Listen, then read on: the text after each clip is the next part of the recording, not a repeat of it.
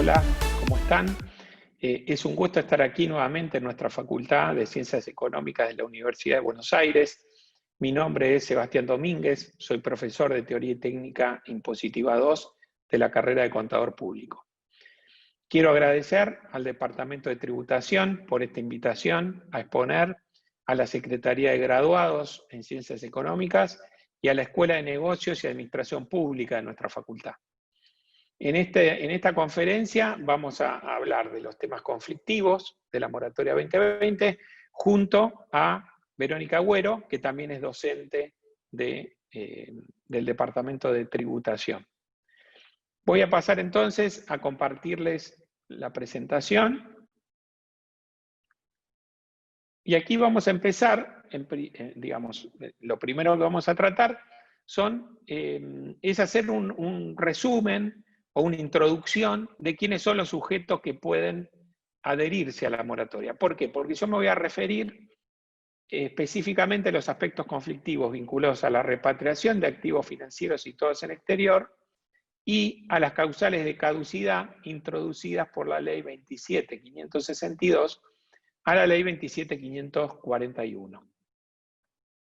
Como ustedes recordarán, la moratoria denominada moratoria 2019, la de la 27.541, era muy restrictiva en cuanto a los sujetos que pueden ingresar. Solo pueden ingresar las pymes con certificado PYME o las asociaciones sin fines de lucro. Bueno, esta ley amplió los sujetos, pero luego, digamos, el proyecto del Poder Ejecutivo buscaba ampliar los sujetos, pero luego el legislador introdujo una serie de restricciones y caducidades que hace que en muchos casos haya empresas, contribuyentes, que lamentablemente no van a poder acceder o van a acceder y después pueden correr riesgos que les caduquen los planes. No es el mejor momento de la Argentina para introducir este tipo de requisitos. La realidad es que la moratoria, ninguna moratoria en la historia de las moratorias ha contenido requisitos de repatriación de activos o contenido causales de caducidad como las que establece esta ley, pero bueno, lamentablemente están y va a haber que analizarlas, ¿sí? Aunque personalmente hago esta introducción porque personalmente no comparto que sea el momento para introducir estas cuestiones ahora en el contexto de la pandemia y de una de las peores crisis de la Argentina. Bueno, ¿cuáles son los contribuyentes que van a poder adherir, más allá de que tengan o no tengan activos financieros en el exterior, sin ninguna restricción? Las pymes con certificado PYME, las asociaciones sin fines de lucro de entidades comunitarias y los pequeños contribuyentes, personas humanas y sucesiones indivisas, de acuerdo con la definición que establece la AFIP en la resolución 4816. Los sujetos que no encuadren dentro de estas características, vamos a indicar que están en otro grupo, ¿sí? El grupo del resto de contribuyentes irresponsables. Estos contribuyentes irresponsables van a estar incluidos en la moratoria en la medida que no tengan activos financieros en el exterior. Por el contrario, si tienen activos financieros en el exterior, lo que hace la ley es excluirlos de la moratoria y permitirles el ingreso en la medida que repatrien por lo menos el 30% del producido de los activos financieros dentro del término de los 60 días desde la adhesión. Esto aplica a personas humanas, sucesiones indivisas y personas jurídicas.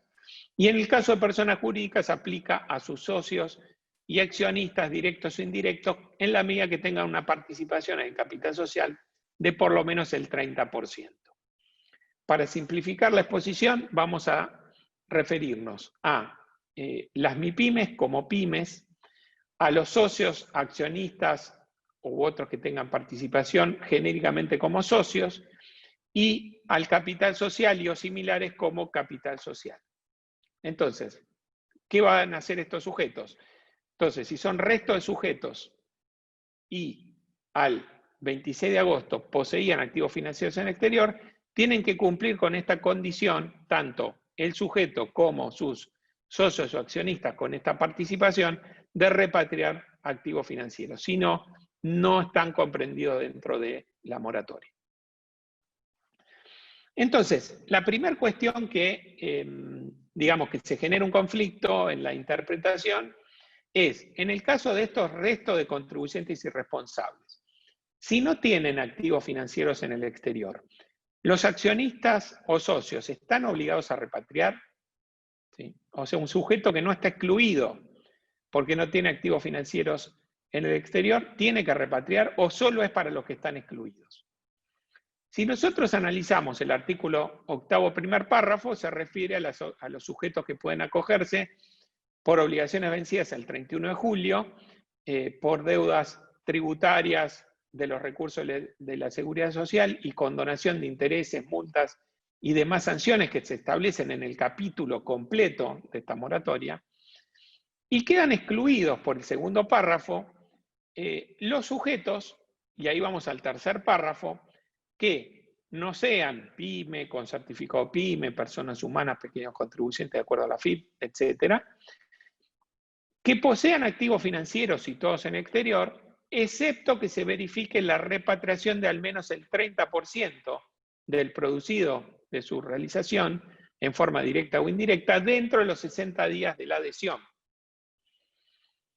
Y después dice, para el caso de personas jurídicas, la condición de repatriación será aplicable para sus socios, accionistas directos e indirectos, que tengan este porcentaje mínimo del 30%.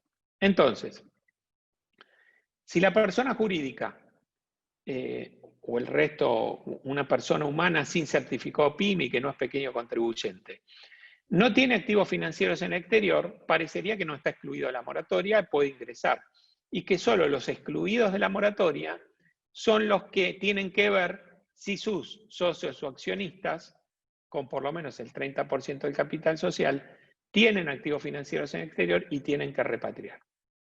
¿Sí? Bueno, esto es un conflicto. ¿Por qué? Porque hay quienes opinan que en todos los casos, una sociedad anónima no PYME, por ejemplo, aún sin tener activos financieros en el exterior, tiene que ver si sus socios o accionistas, con por lo menos el 30% del capital social, tienen activos financieros en el exterior, y si los tienen, deben repatriar. Y hay quienes sostienen que no, que solamente si deben hacerlo si la sociedad anónima en cuestión que va a ingresar a la moratoria tiene activos financieros en el exterior. Esta opinión fue plasmada por el doctor Fabier Dubois en Doctrina Societaria de Editorial Repar, esta última, por lo cual, tomando esta postura, podríamos interpretar que aquel sujeto que no está excluido por no tener activos financieros en el exterior no tiene que ver si sus socios o accionistas repatrian o no repatrian. Esto habrá que ver qué postura adopta la FIP. Siguiendo con personas jurídicas. ¿El requisito de repatriación aplica solo para los socios y accionistas o también para la persona jurídica? Veamos, volvamos de nuevo a la redacción de la ley. El artículo 8, primer párrafo, se refiere a lo que ya indicamos de las obligaciones, qué es lo que se puede regularizar dentro de este régimen. El octavo segundo párrafo dice se excluyen a los siguientes sujetos. El octavo tercer párrafo dice aquellos que poseen activos financieros y todos en el exterior, excepto que se verifique la repatriación dentro de los 60 días. Y luego el cuarto dice, para el caso de personas jurídicas, la condición de repatriación será de aplicación para sus socios y accionistas, directos e indirectos, que posean un porcentaje no inferior al 30% del capital social. Si uno toma una interpretación literal de este cuarto párrafo, es cierto que no dice, para el caso de personas jurídicas, la condición de repatriación también será de aplicación para sus socios y accionistas. Entonces, alguien podría decir, para el caso de personas jurídicas, no tiene que analizar la persona jurídica si repatria o no repatria, lo que lo tienen que analizar o tienen que cumplir la condición son los socios. Pero entendemos que esto no es la intención del legislador, no es una interpretación, entendemos que no es la interpretación que hay que darle. ¿Por qué? Porque si no se podría dar el caso una persona jurídica que encuadra como resto de contribuyentes, que tiene activos financieros en el exterior y tiene dos socios que tienen cada uno el 50%, y esos no tienen activos financieros en el exterior, si adoptáramos esta postura, nadie repatriaría, porque la persona jurídica no tiene que repatriar y las personas, los socios, no tienen activos financieros en el exterior. Si bien no nos parece adecuado introducir el tema de la repatriación de activos financieros en la moratoria, dejando de lado eso que ya indicamos, la realidad es que si el legislador decidió que hay que repatriar, entendemos que ambos tienen que repatriar, la persona jurídica y los socios o accionistas con esa participación. Otra cuestión controvertida es, en el caso de estas personas jurídicas, resto de contribuyentes, la pregunta es, ¿el accionista o socio PYME, con certificado PYME, con una participación de por lo menos el 30% del capital social, tiene que repatriar? Pensemos en este ejemplo. Persona humana profesional con certificado PYME. Si incluye en la moratoria deuda a título propio, no tiene que repatriar aún teniendo activos financieros en el exterior. Puede regularizar sin repatriar. La ley no lo obliga a repatriar. Ahora, imaginemos una sociedad anónima, no PYME, que posee activos financieros en el exterior, para poder ingresar a la moratoria y regularizar la deuda, tiene que repatriar. Ahora, como tiene que repatriar y es persona jurídica, se le aplica esto de tener que analizar sus socios o accionistas con por lo menos el 30% del capital social, si tienen activos financieros en el exterior. Imaginemos que ese mismo profesional que había entrado por deuda propia es socio con un 30% del capital social de esta sociedad anónima no PYME. De acuerdo a la norma, él debe repatriar, porque así lo establece, no hay excepciones. ¿Y esto es razonable? Y no es razonable. ¿Cómo puede ser que un sujeto por deuda propia puede ingresar y no repatriar? Y el mismo sujeto, porque es socio de una sociedad que tiene requisito de repatriación, tenga que repatriar. No parecería razonable, pero es lo que establece la norma. Por lo cual, esto entendemos que debería modificarse. ¿Cuándo debería modificarse? Bueno, seguimos en la pandemia. Hoy por hoy solo se pueden incluir deudas al 31 de julio. Entendemos que debería ampliarse esta moratoria e incluir deudas con vencimientos posteriores. Esa posible modificación debería contemplar gran parte de estos aspectos conflictivos que vamos a desarrollar en esta conferencia y resolverlos, ¿sí? También recuerden ustedes que por ejemplo, una persona jurídica con cierre de diciembre puede incluir la declaración jurada de ganancias, el saldo del periodo fiscal diciembre de 2019 en la moratoria, porque venció en el mes de mayo, pero una persona humana no puede ingresar el periodo fiscal 2019 porque esa declaración jurada del ingreso del saldo venció en agosto. Esto se afecta a una cuestión de igualdad, debería poder ambos sujetos ingresar sin ninguna restricción, pero bueno, para eso se requiere una reforma.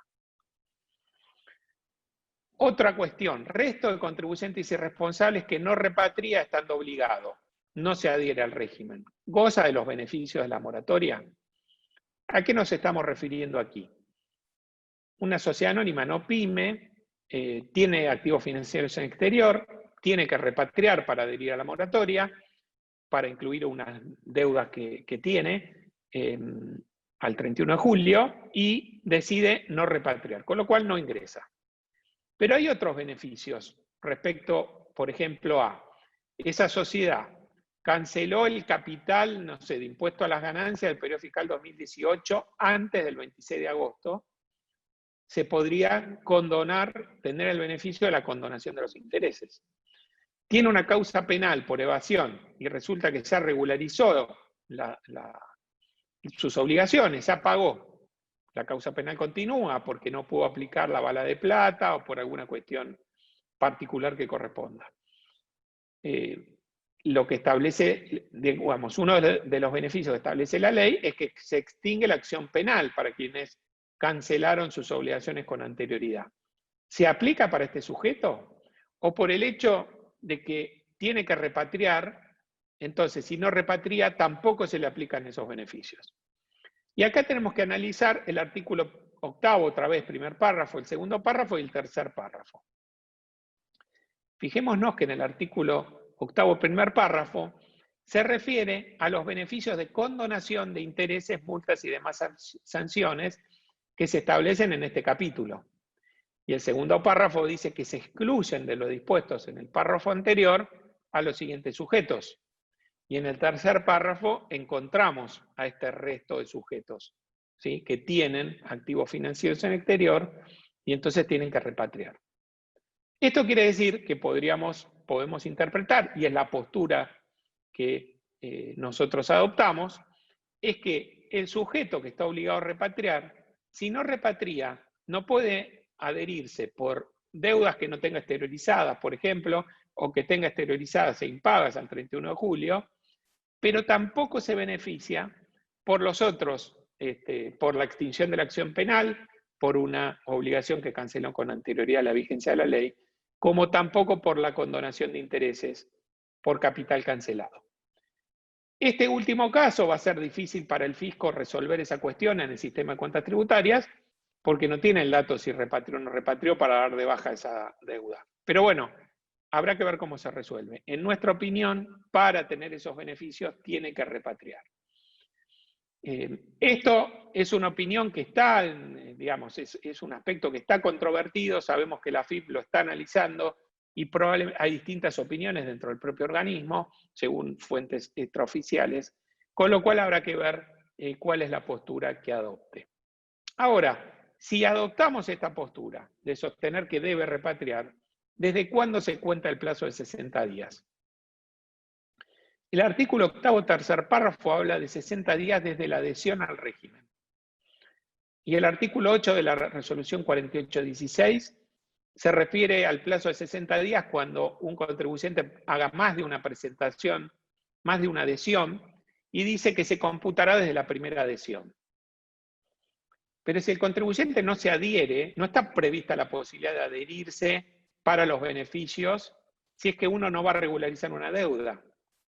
En consecuencia, ya sea en plan de pagos, de contado o por compensación. En consecuencia, ¿desde cuándo corre el plazo? Porque acá no habría una adhesión. Corre desde la vigencia de la ley, 26 de agosto, corre desde el 31 de octubre, plazo de vencimiento para adherirse. Bueno, esto no está establecido. Debería contemplarse expresamente vía reglamentaria. Otra cuestión que surge respecto a este plazo es si los días son hábiles o corridos. No es una cuestión menor, porque no es lo mismo tener 60 días corridos, que son 2 meses, a tener 60 días hábiles. La ley no lo indica expresamente. La resolución 4816 hace 29 menciones a plazos donde indica en 19 casos que son días corridos y en 10 casos que son días hábiles. Sin embargo, respecto a este plazo de 60 días, no menciona ni hábiles ni corridos. Entonces, ¿qué son? ¿Hábiles o son corridos? Bueno, hay quienes sostienen que esta ley de moratoria es una ley impositiva y en consecuencia se le aplica el artículo 4º de la ley 11683. En mi opinión, no es una ley impositiva, por lo cual se le aplica el Código Civil y Comercial de la Nación y en consecuencia los días son corridos. Si fuera una ley impositiva y se le aplicara el artículo 4º de la 11683, serían días hábiles administrativos. Sin embargo, dejando de lado esta cuestión de si es una ley impositiva o no, por un momento asumamos que es una ley impositiva. Uno puede regularizar obligaciones no solo impositivas, también aduaneras y de la seguridad social. Entonces, ¿qué deberíamos hacer? No solo analizar la ley 11683, sino también analizar el Código Aduanero y las normas de seguridad social. Cuando vamos al Código Aduanero, el artículo 1007 indica que todo plazo que no supere los 30 días se debe considerar como días hábiles. O sea que los que superan 30 días son corridos. Y los plazos procesales son hábiles.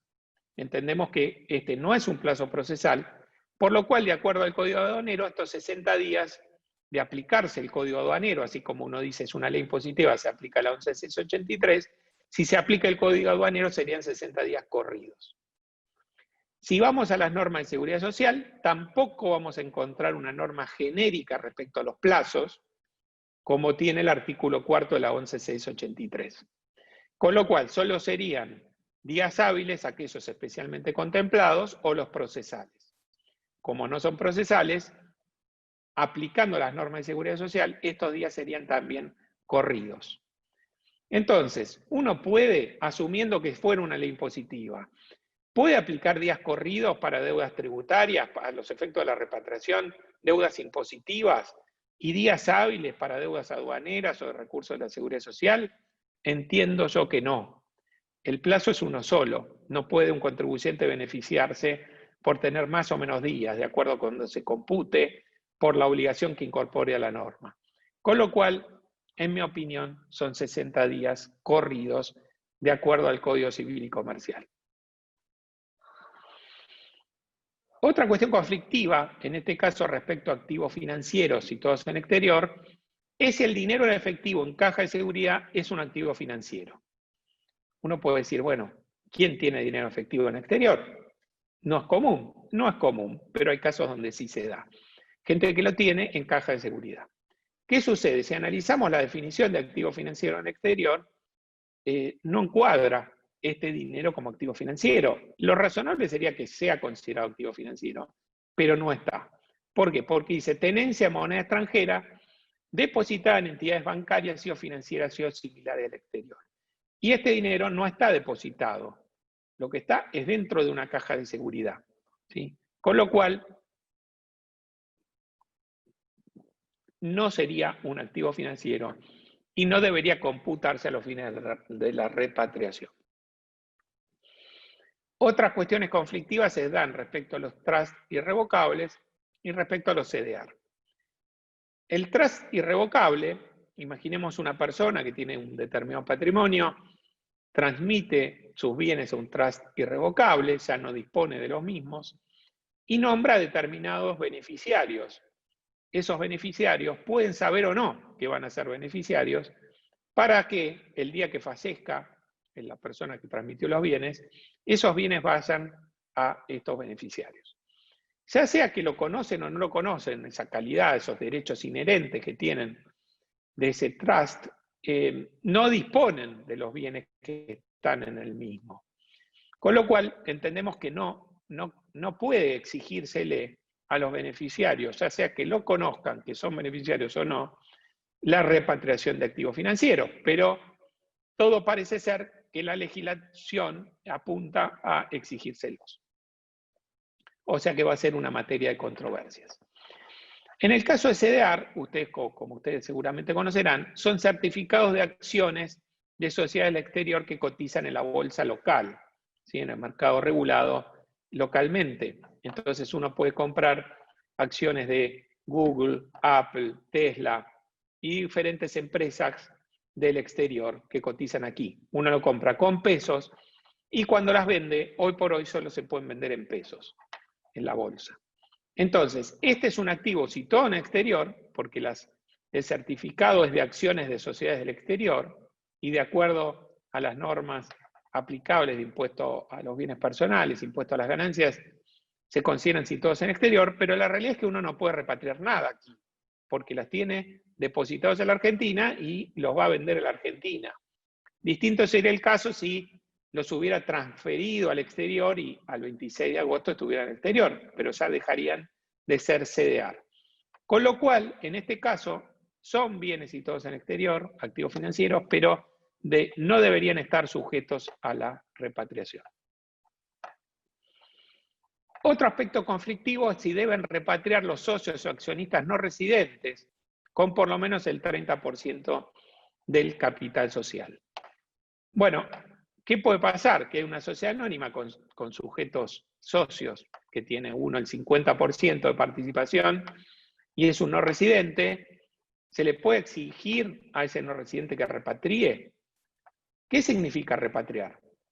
Bueno, no hay en la reglamentación ninguna definición.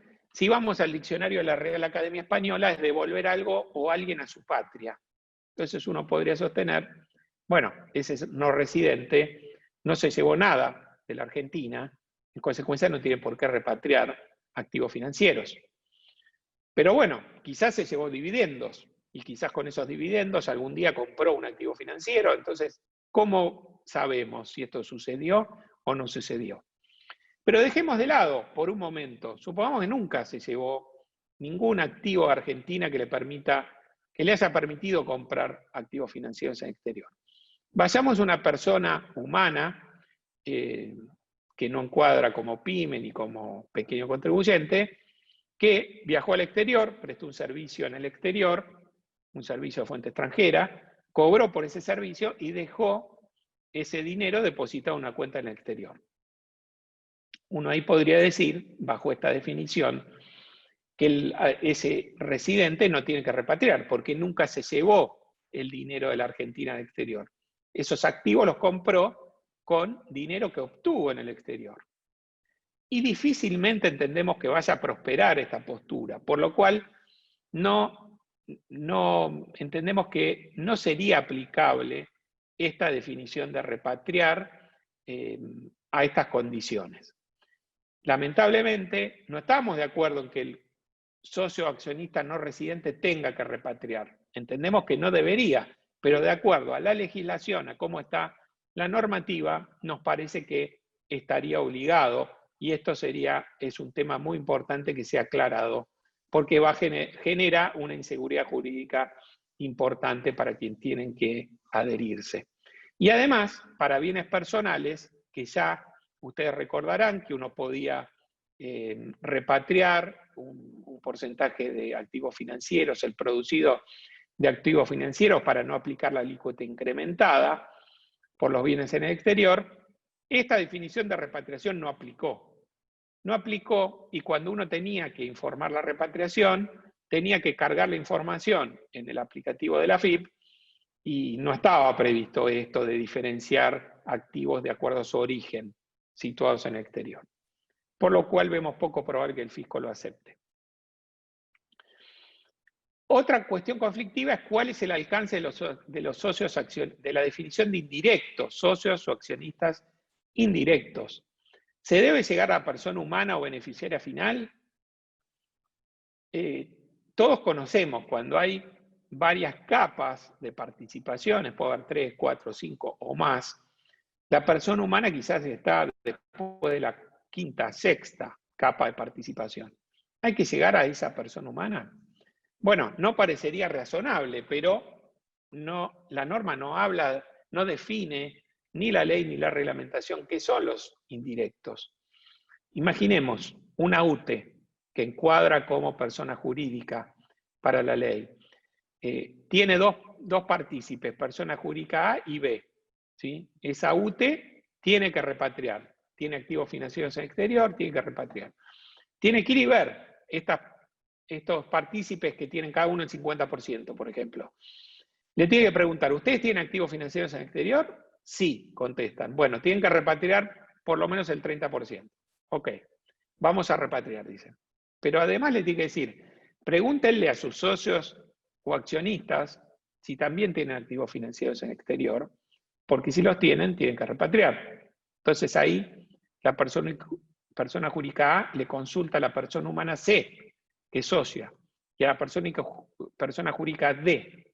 Y la persona jurídica D le tiene que ir a consultar a la persona humana E y a la persona humana F.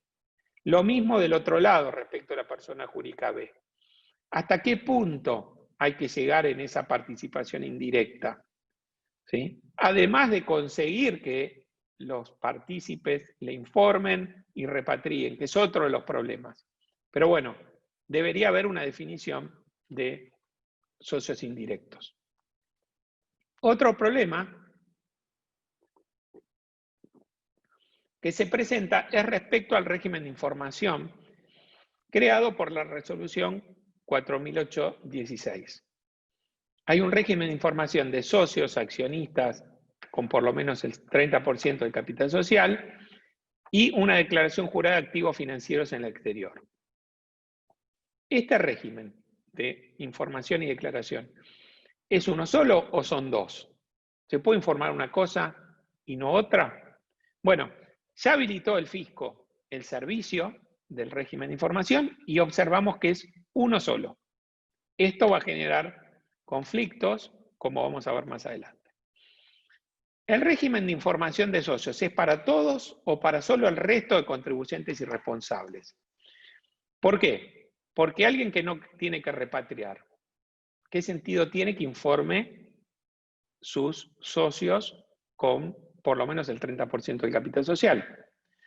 Si ese que no tiene que repatriar cancela de contado el plan de pagos, no tiene ni el requisito de repatriación, él ni sus socios, ni tampoco analizar la causal de caducidad, que después vamos a ver para los socios con por lo menos el 30% del capital social. En consecuencia, no debería aplicárseles, pero como está la norma redactada, se les aplica. Hasta ahora el fisco no ha indicado que no, y como está redactada la resolución, se aplica. ¿Cuándo vence? No está establecido en la resolución, por lo cual hay que esperar a una nueva norma reglamentaria que establezca el vencimiento. En el caso de tener que declarar activos financieros en el exterior, declara la persona jurídica que va a ingresar en la moratoria los activos de ella y los socios lo declara cada uno por separado, o la persona jurídica tiene que declarar sus activos financieros y también la de los socios. Bueno, lo razonable es que cada uno declare sus activos financieros. Sin embargo, de acuerdo a cómo está el servicio de la AFIP, la persona jurídica va a tener que declarar los activos financieros de todos, con lo cual se genera otro inconveniente. La norma establece, la reglamentación, que en el caso de activos financieros se va a requerir un informe especial de contador público donde opine, digamos, siguiendo las normas de auditoría de la Resolución Técnica 37, donde opine sobre la razonabilidad, existencia y legitimidad de los activos financieros en el exterior.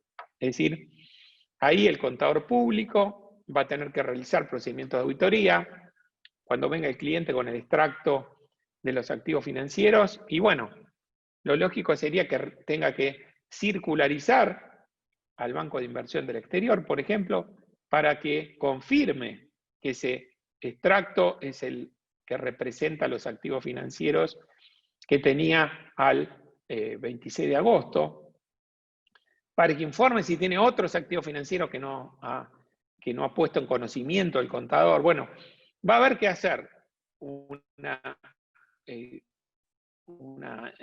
tarea de auditoría para poder emitir un informe de este tipo. Ahora, el régimen de información. Vamos a ver distintas situaciones que se pueden dar. Primero, pregunta al régimen. Quien va a ingresar en la moratoria, ¿tiene activos financieros exterior? Si la respuesta es no, ¿sí? Una persona jurídica, por ejemplo. ¿Tiene activos financieros en exterior? No. Bueno, ¿tiene socios con participación de por lo menos el 30% del capital social? La respuesta es no. Ahí es bastante simple. Se presenta la declaración jurada sin ninguna dificultad. El problema comienza, sí, no tiene activos financieros en el exterior, pero tiene socios con participación de por lo menos el 30% del capital social. Ahí va a tener que informar los socios, pero además le va a tener que preguntar a los socios, ¿usted tiene activos financieros en el exterior? Si la respuesta es no, es bastante simple porque presenta solo informando los socios. Si la respuesta es sí, entonces tiene que informar no solo los socios, sino también los activos financieros de los socios y adjuntar el informe especial de contador público. Entonces ahí va a querer el socio darle la información de todos sus activos financieros a la sociedad de la cual tiene una participación. Probablemente no. No solo porque, quizás no por cuestiones comerciales, no quiere que otro socio se entere de los activos, por cuestiones económicas, por cuestiones de seguridad personal. ¿Por qué tiene que informar a la sociedad cuál es el monto de los activos que tiene? En todo caso, se puede comprometer, le puede decir a la sociedad, sí, yo tengo activos, voy a repatriarlos cumpliendo con la norma, si vos podés ingresar a la moratoria. ¿Sí? Pero bueno, acá el requisito es que la persona jurídica informe los activos de sus socios. Y esto puede convertir a esta situación en algo de imposible cumplimiento, ¿sí? Porque si no quiere el accionista entregarlo, no va a haber muchas alternativas. Y quizás la sociedad se ingresó en la moratoria, ¿qué pasa en ese caso? En nuestra opinión, es decir, si uno no informa todo, no puede presentar el régimen de información.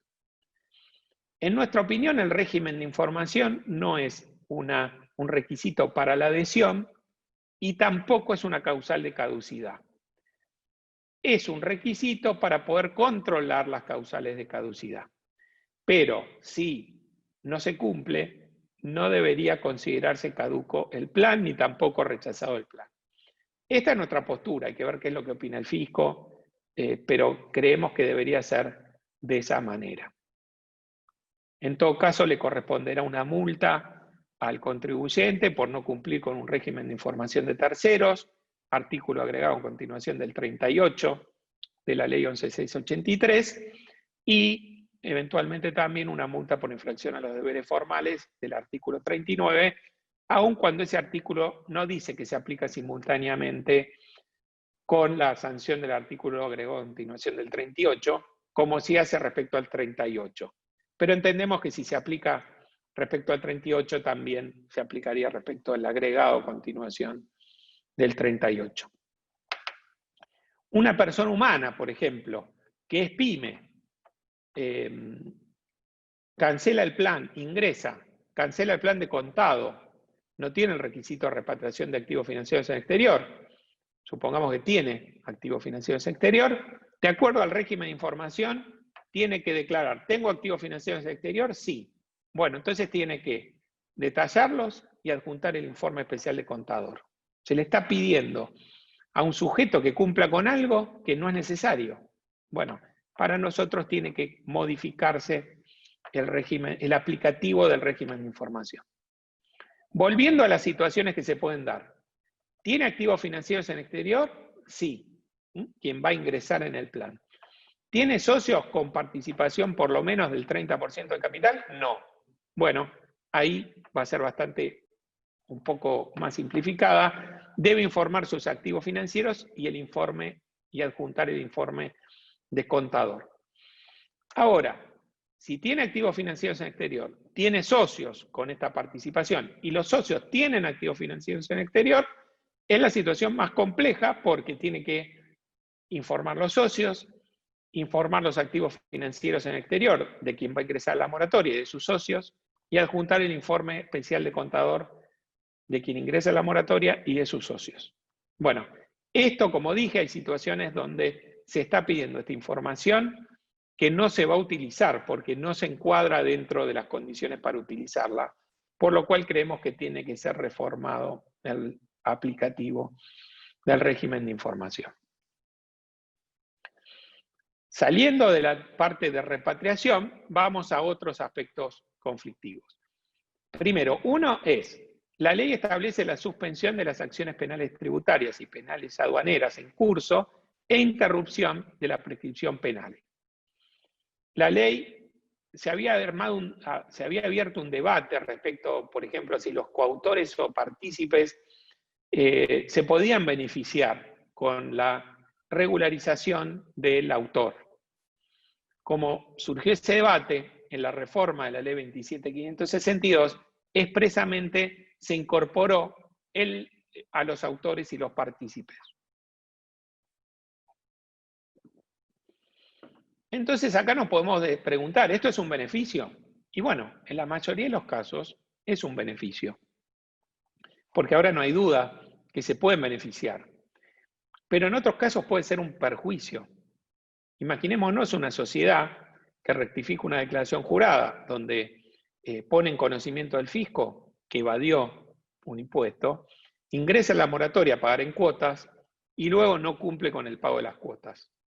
Bueno, ahí la AFIP va a hacer luego la denuncia penal y ahí el partícipe que hasta el momento en que no se había rectificado la declaración jurada no estaba en conocimiento de la AFIP, el delito, el partícipe pasa a tener las consecuencias de la interrupción de la acción penal. En consecuencia, no tiene un beneficio. Así que habrá que analizar en cada caso particular la situación. Otra cuestión que nos parece relevante comentar, aunque no es un aspecto conflictivo, pero está relacionado con las caducidades que luego vamos a ver, es la tasa de financiación Badlar. La tasa Badlar hoy está en alrededor del 30% nominal anual, por lo cual es recomendable quizás analizar si no conviene cancelar el plan de contado en la medida de que eso sea posible. Porque de esa manera uno obtiene un beneficio del 15% de reducción de la deuda total consolidada y además no se le van a aplicar las causales de caducidad que ahora vamos a ver después. También se puede tener en cuenta que esta tasa Badlar se aplica a partir de la cuota 7 y se modifica cada 6 meses. Con lo cual, si uno espera, un contribuyente espera que va a haber una devaluación importante y tiene moneda extranjera, o que va a haber una inflación relevante, quizás precancela el plan dentro de esos 6 meses cuando todavía no cambió la tasa. Pero digamos, en definitiva, todo esto es para mencionar que hay que realizar una planificación a los efectos de determinar cuántas cuotas uno va a pedir. Respecto a las caducidades, como dije al inicio, la ley introduce caducidades que en la historia de las moratorias nunca se introdujeron. Estas caducidades se producen en la medida que el plan esté vigente, es decir, alguien que, como dije recién, cancela de contado una deuda, no va a encuadrar dentro de las posibles causales de caducidad. Si alguien pide un plan de 60 cuotas y lo precancela antes del mes de agosto del 2022, antes de precancelar no puede realizar estas operaciones que vamos a ver, después de precancelar sí. O sea que estas caducidades se producen en la medida que se den estas circunstancias mientras el plan esté vigente. Entonces, las caducidades las podemos dividir en dos. Aquellas que se aplican al resto de contribuyentes irresponsables, es decir, no se aplican a pymes con certificado PYME, asociaciones sin fines de lucro, entidades comunitarias, pequeños contribuyentes, personas humanas y sucesiones indivisas que encuadren de acuerdo a la reglamentación de la FIP. Y otras caducidades que se aplican a todos. Ahí las tenemos en la diapositiva dividido. Resto serían las causales 661 y 663, que están en el artículo 13 de la ley. Y tenemos 3, que ahora las vamos a abordar.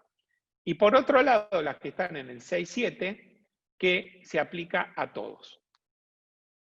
Entonces, siendo a las que se aplica solo al resto, ¿sí? Puntos 661 a 663 del artículo 13.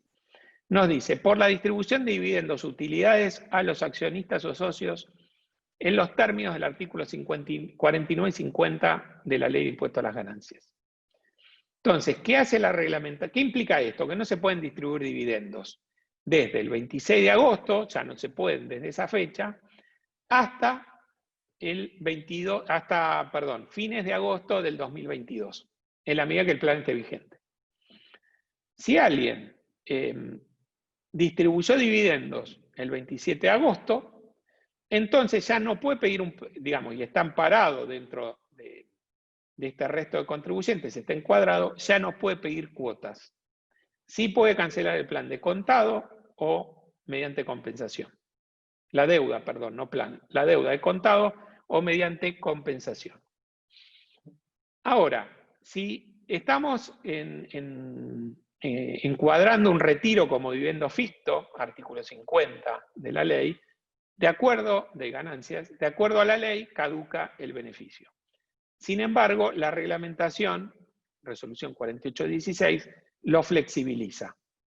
¿Y qué es lo que dice? Dice que no va a operar la caducidad. Es decir, un socio de una sociedad anónima, que es resto, retira dinero en cuenta particular, no es director, nada, es accionista. Y hay utilidades para ser distribuidas, y hace que ese retiro encuadre como un dividendo ficto. De acuerdo a la ley, caducaría la moratoria al realizar los retiros, pero de acuerdo a la reglamentación, no. Si ese socio acredita la devolución de esos montos que retiró Dentro de los 10 días hábiles administrativos desde la fecha de la notificación que le realice la FIP, entonces no decae la moratoria. Esto implica que pueden retirar los fondos, pero después, cuando venga la FIP y le intime a reintegrarlo, si lo hacen dentro de los 10 días, no va a haber problema de caducidad, ¿sí? Esto aplica para, como dice la diapositiva, titulares, propietarios, socios, etcétera, que acrediten el pago, restitución, reintegro o devolución en el plazo mencionado. Otro de los requisitos, o no requisitos, perdón, causal de caducidad, es cuando se accede al mercado único y libre de cambios para realizar pagos de determinados beneficios netos a sujetos vinculados. Por ejemplo, pago de asistencia técnica, pago por el uso de marcas, pago de intereses en el caso de una prestación financiera. Entonces, en este caso, ese requisito es desde la vigencia de la ley. La vigencia de la ley fue el 26 de agosto y en la práctica hemos visto que hay empresas que solicitaron la transferencia al banco antes del 26, pero el banco le hizo el 26 o después. Bueno, lamentablemente esas empresas, como hicieron un pago del 26 en adelante, ya no van a poder pedir cuotas para cancelar las obligaciones. O cancelarán de contado o mediante compensación. Y si no pueden hacerlo, lamentablemente no van a poder adherir a la moratoria. Otra causal es cuando se efectúen ventas de títulos valores con liquidación en moneda extranjera o transferencias de estos a entidades depositarias del exterior de acuerdo a la reglamentación de la CNB. La CNB aún no ha reglamentado esto, por lo cual no conocemos el alcance. Mientras tanto, nos podemos preguntar si esto aplica solo a la compra de dólar MEP o al contado con liquidación. Compra de dólar MEP es, tenemos pesos, compramos un título público, por ejemplo, en pesos, y luego del parking lo vendemos en dólares. Contado con liquidación, compramos con pesos un título público en la bolsa, y luego del parking lo giramos al exterior, y lo vendemos en el exterior en dólares. Se entiende que la reglamentación debería apuntar a estas operaciones de compra indirecta de moneda extranjera, ya sea para dejarla en el país o girarla al exterior. Pero, como está redactado, pueden encuadrar otras situaciones que no son razonables que encuadren, pero lo estarían. Por ejemplo, la venta de títulos valores adquiridos hace 5 años. Imaginemos una sociedad anónima, resto de contribuyentes, hace 5 años invirtió en títulos públicos argentinos y ahora los va a vender en dólares. No podría, porque no habla por ahora, no tenemos la reglamentación, no se habla de un plazo entre la compra y la venta. Y luego tenemos el requisito o la causal de caducidad del 6.7, del punto 6.7 del artículo 13, que se aplica a todos los contribuyentes. ¿Sí? ¿Y esto qué es? Lo podemos dividir en dos partes. Por la compra en el exterior de activos financieros por parte de personas humanas o jurídicas accionistas de las mismas. Por la transferencia al exterior de activos financieros por parte de personas humanas o jurídicas o accionistas de las mismas. Esta segunda opción, que es la transferencia al exterior, bueno, se entiende que el objetivo es que no sigan saliendo moneda extranjera de la Argentina. O títulos públicos o algún otro tipo de activos financieros. Supongamos que esa podría ser una situación atendible y que no se pueda realizar. Ahora, por la compra en el exterior de activos financieros, ¿qué sucede? Primero, no hay una definición de compra. La legislación impositiva siempre se refiere a venta, pero no se refiere al término compra. Entonces, ahí, ¿qué puede pasar? Que hay una persona humana, por ejemplo, que ingresó en la moratoria y tiene una participación en una sociedad del exterior. Esa sociedad del exterior tiene activos financieros en el exterior y lo que sucede es que se rescatan acciones y la sociedad del exterior entrega los activos financieros que tenía en su poder por el rescate de acciones. ¿Y ahí qué? ¿Sería una compra eso? el accionista argentino está reemplazando las acciones en la sociedad del exterior por activos financieros que tenía esa sociedad del exterior y se la da con motivo del rescate. Bueno, podría interpretarse que es compra, por lo cual podría caducar la moratoria. ¿Qué sucede si alguien tiene, una persona humana, pongámosle que es PYME, tiene el certificado PYME, tiene activos financieros en el exterior, no tiene obligación de repatriar, pero le aplica esta causal de caducidad? Entonces, mientras está pagando cuotas, tiene un portfolio de inversiones de $200.000 y empieza a bajar un activo de precio. Esos $200.000 los envió hace 10 años al exterior. Empieza a bajar el precio del activo, lo lógico sería que lo venda y lo reemplace por otro. Bueno, sin embargo, no podría hacerlo, porque lo que dice la norma es que no puede comprar activos financieros en el exterior. No dice que no puede comprar con dinero que envíe desde la Argentina o con lo que fuera. Con lo cual esto no es razonable, porque habría que quedarse con una foto del portafolio a una determinada fecha. O vender y no poder comprar. Debería esto aclararse que no es así. Y tampoco van a poder realizar estas operaciones los socios o accionistas de personas jurídicas con por lo menos el 30% de participación.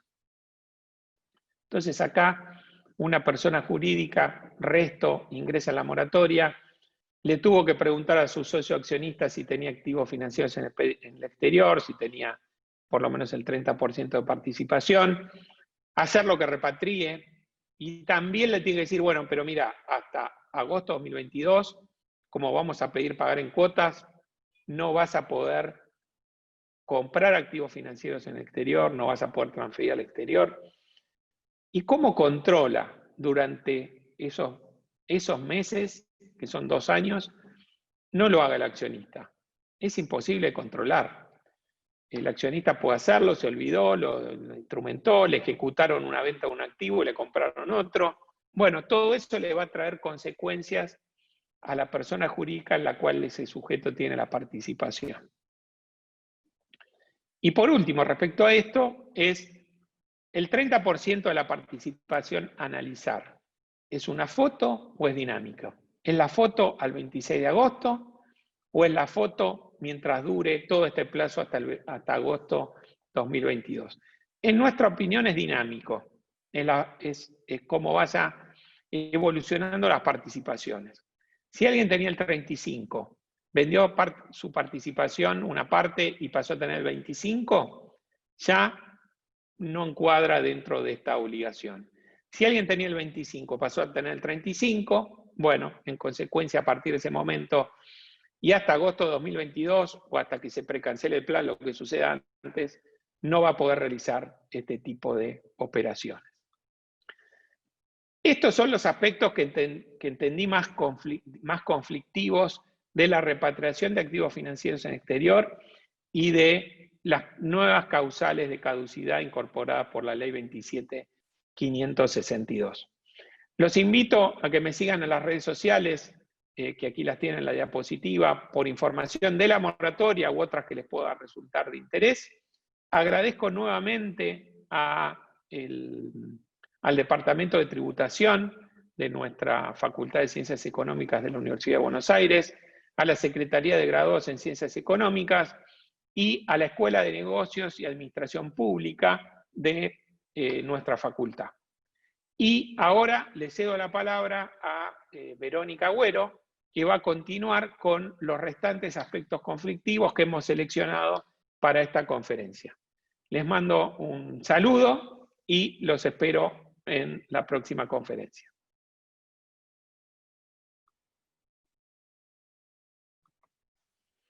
Al Departamento de Tributación y a la Secretaría de Graduados por darme la posibilidad de participar en estas reuniones. Para mí siempre es un honor, como digo, poder colaborar con esta casa. Así que bueno, muy contenta de participar y espero que bueno, sea de utilidad lo que les vengo a transmitir, ¿sí? Bueno, o sea, voy a hablar de la moratoria, de algunos temas que por ahí son un poco controvertidos, porque bueno, entiendo que siendo ya cercano la fecha límite para acceder, o sea, todos estamos un poco en tema de quiénes son los sujetos y las condiciones y demás, y entonces por ahí sería interesante analizar algunas cuestiones que por ahí son un poco más controvertidas, y en razón de eso es que voy a tratar algunos temas en particular. Así que bueno, vamos a comenzar entonces con el primer punto, que tiene que ver con las obligaciones que están comprendidas en el régimen, ¿sí? Bueno, respecto de las obligaciones comprendidas, el punto anticipos, que me parece que es uno de los puntos más complicados o más difíciles de poder dilucidar, porque más allá de que fueron solamente 2 artículos los que reglamentaron esta disposición, tienen una redacción bastante compleja, y entonces en razón de eso me pareció oportuno poder analizarlos y tratarlos, ¿sí? Por un lado tenemos entonces la resolución 4816, que habla de los anticipos en 2 puntos. En el artículo 3, cuando señala cuáles son los que están excluidos, y entonces acá toma como un criterio general, porque dice que los anticipos y pagos a cuenta van a estar excluidos de la posibilidad de incorporarlos al régimen, excepto los que están mencionados en el artículo 26. ¿Y cuáles son los que están en el artículo 26? Son aquellos que van a encontrarse vencidos al 31 de julio de 2020 y en tanto y que además no se haya realizado la presentación de la declaración jurada o haya vencido el plazo para su presentación, ¿sí? También ahí en el material van a ver que yo hago mención al inciso J, que habla de los intereses resarcitorios y punitorios, porque bueno, entiendo que son conceptos accesorios que tienen una vinculación directa, porque bueno, ya vamos a ver cómo opera el tema de los anticipos con los intereses resarcitorios, y bueno, en razón de eso vamos a ver un poco cómo opera esto. Bueno, entonces, resumiendo un poco el concepto planteado respecto del análisis de los artículos 3 y el 26 de la resolución, podemos decir entonces que ¿cuáles van a ser los anticipos que van a quedar comprendidos en el régimen? Solo aquellos que estén vencidos al 31 de julio, pero que la declaración jurada no esté presentada ni vencido el plazo para su presentación. O sea, todos aquellos que correspondan a declaraciones juradas que no se encuentran vencidas. El resto, en principio, no estarían comprendidos. Este universo pequeño de anticipos que sí quedan incluidos en el régimen van a quedar dentro de lo que es el pago a cuenta. Entiendo que esto tiene que ver con el criterio general de todos los planes de pago en los que nunca se permite la financiación de los anticipos. Si vemos en el micrositio moratoria, donde están las fórmulas, vamos a ver que en la determinación del pago a cuenta se incluye el concepto S, que son los subconceptos 191 y 192, que justamente son anticipos. Esto quiere decir que si estuvieran comprendidos en el régimen, solamente voy a poder diferir su pago hasta el momento del pago a cuenta, que es prácticamente nada, ¿sí? ¿Y en razón de qué tiene? O sea, ¿cuál es la razón de ser de esto? La de siempre, la misma que aplica para todos los planes de pago en los que no se permite la financiación de los anticipos. O sea, siempre es un concepto excluido y no hay ningún motivo por el cual en este caso puntual vayan a tener un tratamiento diferente. Con lo cual eso respecto de aquellos que sí serían susceptibles de regularizar. Ahora bien, vamos a pasar a otras situaciones particulares que se dan respecto de los intereses resarcitorios de aquellos anticipos que no fueron ingresados. Y en esto voy a hacer un análisis de 3 casos puntuales y diferentes. Por un lado vamos a tener los anticipos que se ingresaron y que corresponden a una declaración jurada que se presentó y pagó antes de la vigencia de la Ley de Solidaridad. Por otro lado tenemos anticipos que no se ingresaron, pero que corresponden a una declaración jurada que se regularizó en el marco de la moratoria PYME, o sea, la versión anterior. Y finalmente los anticipos no ingresados correspondientes a el saldo de una declaración jurada que se regulariza en el marco de la moratoria ampliada. ¿Sí? Así que bueno, vamos entonces a ver cada uno de ellos. En el primer supuesto, entonces tenemos anticipos que no se ingresaron y que corresponden al saldo de la declaración que se presentó con anterioridad a la vigencia. Si vemos la línea de tiempo, o sea, a modo de ejemplo puse 2 anticipos con los vencimientos correspondientes y cada una de esas flechas indican los intereses resarcitorios que continúan devengando. Luego tenemos el vencimiento general de la declaración jurada, finalmente el contribuyente presenta y paga el saldo y a posteriori entra en vigencia la moratoria. Respecto de estas situaciones, o sea, nótese vigencia la primera versión, 23 de diciembre.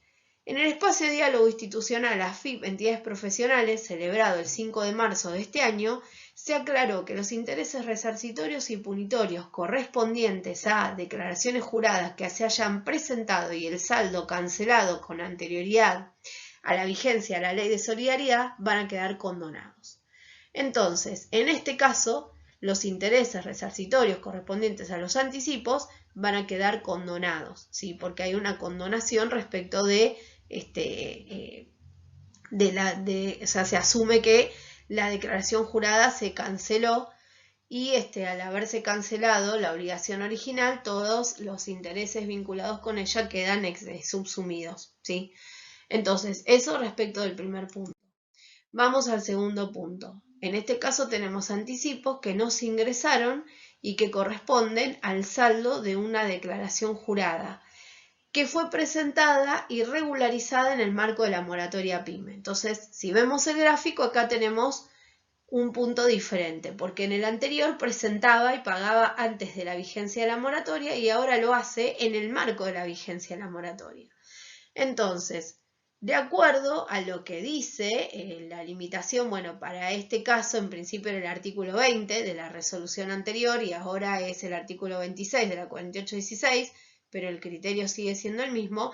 Entonces los intereses provenientes de los anticipos y los anticipos en sí no ingresados no estarían estando comprendidos dentro de lo que es el régimen de regularización. Ahora bien, entonces se cancela el saldo de la declaración jurada, tengo pendientes los intereses porque no los pude incorporar en el régimen porque no son susceptibles.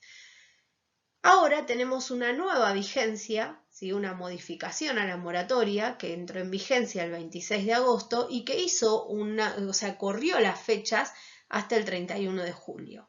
Entonces, esos accesorios correspondientes a la declaración jurada que se presentó y regularizó en el marco de la moratoria, si mantengo el criterio del acta de espacio de diálogo del 5 de marzo, entonces estarían condonados de pleno derecho, igual que si se hubiera presentado la declaración jurada con anterioridad.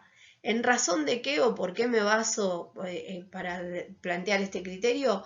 En que, hubo un corrimiento de los plazos. Entonces, ahora esa presentación que se hizo en el marco de la primera moratoria quedó comprendida dentro del criterio de presentar y pagar antes de la vigencia de la modificación, con lo cual, a mi entender, estos intereses también quedarían condonados de pleno derecho de acuerdo a lo que dice el artículo 11 de la Ley de Solidaridad. Pasamos al tercer caso. Este caso es aquel que es un contribuyente que presenta y paga la declaración jurada, o mejor dicho, la regulariza, pero en el marco de la moratoria ampliada. O sea, acá ya tenemos los vencimientos de los anticipos de la declaración jurada, entra en vigencia la ley, entra en vigencia la modificación y recién después va a proceder a regularizar. En este caso, entonces me aplica la restricción del artículo 3, inciso J de la resolución 4816, ¿sí? Me dice que los anticipos, en este caso, no son susceptibles de regularizar, ni están comprendidos dentro de las condonaciones, y tampoco sus intereses resarcitorios, porque justamente, los intereses resarcitorios y los accesorios en general de aquellos conceptos que están excluidos, no pueden quedar comprendidos en el régimen. Pasamos ahora a otro caso que también ha generado bastantes conflictos, no solo en esta versión, sino en la versión anterior, que tiene que ver con el tratamiento de los intereses resarcitorios solos, cuando el capital ya se canceló. En este caso, serían los intereses resarcitorios correspondientes a obligaciones que se cancelaron con posterioridad a la vigencia del régimen de regularización. O sea, no quedan comprendidos en el beneficio de la condonación porque se regularizaron a posteriori. Entonces, ¿cuál sería el caso? El contribuyente pretende regularizar esos accesorios en el régimen, pero el capital lo tiene cancelado. Entonces, si yo voy a la normativa y a la literalidad, no hay un impedimento, porque en la medida que se trate de un accesorio, de un concepto que está comprendido dentro del régimen, entonces sería susceptible de regularizar. Sin embargo, el sistema Mis Facilidades no lo habilita, o sea que más allá de que la interpretación de la norma en un criterio amplio indicaría que sí son susceptibles de regularizar, la realidad es que desde el sistema no se permite. Esto ha generado bastantes controversias, consultas, pero no hemos tenido respuesta ni para la versión anterior y bueno, claramente no hemos tenido una respuesta hasta ahora, a 15 días del vencimiento o un poquito más menos. Estamos muy próximos a la finalización del plazo y no tenemos respuestas en este sentido.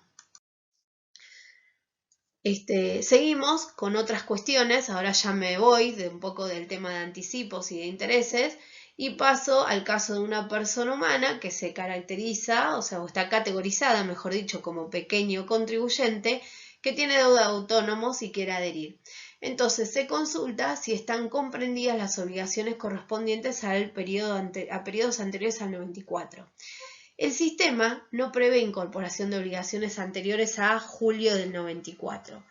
En oportunidad de haberse consultado esto al fisco, estoy hablando de la primera versión de la moratoria, aquella que era PYME y que entró en vigencia con la ley de solidaridad y después, bueno, estuvo vigente hasta el mes de agosto, que bueno, después nació la moratoria ampliada.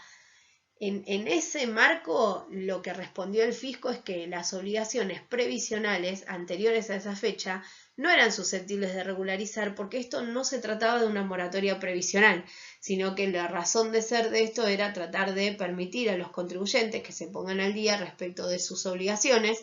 Originalmente esto tenía que ver con la crisis o la recesión económica que tuvimos durante 2019, ni hablar después con todo esto que pasó del aislamiento y la cuarentena. Entonces, bueno, o sea, la razón de ser o el espíritu de esta norma apunta a regularizar obligaciones tributarias de los contribuyentes y no tiene que ver con esto de la cuestión de las obligaciones previsionales, con lo cual no quedaría comprendido. Pasamos ahora a otros temas que tienen que ver con los tipos de contribuyentes que están comprendidos en el régimen. En este caso tenemos una consulta referida a un contribuyente que es una organización comunitaria y que no está tipificada en el artículo 4 de la 4816. Lo que se pregunta es cómo puede hacer para poder acceder a la moratoria. En principio lo que se hizo, o sea, la resolución 4816 incorporó algunos tipos jurídicos de entidades sin fines de lucro, que son estos que están acá detallados. Organismo público internacional, dirección administrativa estatal y entidades de derecho público no estatal. En el caso de que yo tuviera un contribuyente que no está, o sea, que su forma jurídica ante la FIP no está dentro de los casos tipificados en el artículo 4, que son más, o sea, acá yo lo único que hice fue resaltar los que hay de diferencia respecto al régimen anterior. Pero en el caso de que no respondiera con ninguno de esos, lo que tiene que hacer es solicitar la categorización a través de presentaciones digitales. En el caso de que fuera una denegatoria o que no tuviera respuesta, la alternativa para este caso es adherir bajo la forma de demás contribuyentes. A diferencia de lo que pasaba en la moratoria anterior, si no tenía la condición de entidad sin fines de lucro, no podía caracterizar, o sea, no podía acceder a la moratoria directamente pues no tenía caracterización.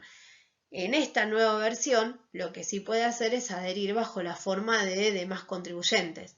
Obviamente que en ese supuesto lo que va a tener que hacer es verificar si tiene activos financieros en el exterior, porque de darse ese supuesto, tendría que entonces repatriar para poder acceder a la regularización a través de este régimen, ¿sí? Pasamos a otro caso, el caso de una pyme que sucede en el caso de que no obtenga el certificado hasta el 31 de octubre. Bueno, acá tenemos que analizar dos cuestiones. Por un lado, las pymes que no tengan el certificado tienen la posibilidad, tal como pasaba en el régimen anterior, de adherir bajo la forma condicional. ¿Cuál es la condición que debe cumplirse? Al 31 de octubre debe tener el certificado vigente. En el caso de que no lo tuviera, entonces caduca esa adhesión condicional. No obstante, la norma mantiene esta posibilidad que le da a la administración de otorgar un plazo mayor. O sea que eso dependería, en todo caso, de que el fisco concediera un plazo adicional para acceder a este régimen. Ahora bien, ¿qué trae de nuevo esta resolución, la 4816? Dice que, o sea, esto está previsto dentro de lo que son las condiciones de caducidad. Dice que la norma también prevé la caducidad por falta de obtención del certificado PYME. Pero en ese caso van a tener un plazo adicional de 15 días para reformular el plan en las condiciones establecidas para el resto de los contribuyentes. Entonces, en este caso yo pienso que podría, o sea, ¿cómo armonizo estas dos disposiciones? Y bueno, por un lado tenía un contribuyente que adhirió como condicional. Llega el 31 de octubre, no tiene todavía el certificado, pero el fisco, con la potestad que le otorga la ley, le concede 15 días más o 30 o 60, no sé, los que sean. Si durante ese plazo, por algún motivo, recibe una denegatoria, entonces, o no tiene respuesta, entonces en ese caso, antes de que pierda la posibilidad de mantenerse en el régimen, lo que podrá hacer es reformularlo bajo las condiciones de demás contribuyentes. ¿Cuál es el aspecto positivo en este caso? Que va a poder mantenerse dentro de la regularización. O sea, el plan no se le cae y, por supuesto, si hizo un pago a cuenta, no lo pierde. Ahora bien, ¿cuál es la parte negativa? Y que al entrar dentro de la órbita de demás contribuyentes, tendrá que sujetarse a todas las condiciones que rigen para esos casos, que sabemos que los que tienen esa condición son los que tienen que cumplir más requisitos y tienen más limitaciones en cuanto a las caducidades. O sea que bueno, eso lo tendrán que evaluar, pero o sea, lo que se rescata de todo esto es que de alguna manera tiene una tabla de salvación que le permite acceder o mantenerse más allá de las limitaciones que se pudieran dar por estos casos, ¿sí? Seguimos, en este caso tenemos una sociedad que fue caracterizada como pyme, que tiene un socio, pero este socio tiene el 50% de participación y además tiene activos financieros en el exterior. Entonces, el punto es esto, ¿es un impedimento para que acceda a la moratoria, teniendo en cuenta que, bueno, hay algunas cuestiones con esto? No, en realidad la condición excluyente para acceder respecto de aquellos que poseen activos financieros en el exterior es para los que no caractericen, o sea, no se categoricen como pyme, pequeño contribuyente o entidad sin fines de lucro. En este caso, si tiene la condición de pyme, el certificado MIPYME vigente, entonces entiendo que no va a ser un impedimento el hecho de que uno de sus socios con el 50% de participación posee activos financieros en el exterior porque no está obligado a cumplir con la condición de repatriación. En el caso de un contribuyente adherido al monotributo, se consulta si tiene que poseer certificado PYME como condición para adherir a la moratoria. O sea, en este caso, o sea, esto cambió porque en la moratoria anterior sí tenía que tener el certificado, pues si no, no podía acceder. Hoy por hoy no es una condición. Tratándose de un monotributista, lo que habría que ver es si está caracterizado el sistema registral como pequeño contribuyente. Si no lo estuviera y cumple con los requisitos, o sea, básicamente los ingresos que tiene son inferiores al tope que establece la resolución, entonces lo que podría hacer es solicitar la caracterización como pequeño contribuyente a través de presentaciones digitales. Y en el caso de que se lo denegaran, o bien que el contribuyente no tuviera interés de hacerlo desde ese modo, podrá adherir bajo la órbita de demás contribuyentes. nuevamente con todas las salvedades que hacía antes. O sea, en ese caso va a tener que observar que los que están bajo la órbita de demás contribuyentes tienen que cumplir más requisitos y además tienen otras condiciones de caducidad que son más estrictas que para el resto de los sujetos que puedan adherir a este régimen, ¿sí? Bueno, luego tenemos la cuestión esta del pago al contado, ¿sí? Cuando tengo el pago al contado, que es una de las alternativas de cancelación que prevé el régimen, la pregunta es qué pasa si yo lo que hago es compensar con saldos a favor si tengo o no el beneficio del 15% de la deuda, de la reducción. Y bueno, entonces en ese caso la respuesta es no, ¿sí? Solamente para acceder al beneficio de la bonificación tiene que tratarse de deudas que se paguen bajo la modalidad de transferencia electrónica de fondos. La compensación en sí misma no es una modalidad que admita la bonificación del 15%. Bueno, esos son algunos de los temas que me pareció que eran los más relevantes para poder comentarles. Espero que les sea de utilidad. Nuevamente muchas gracias a todos por la atención y nos vemos en cualquier momento. Muy amables, Muchas gracias.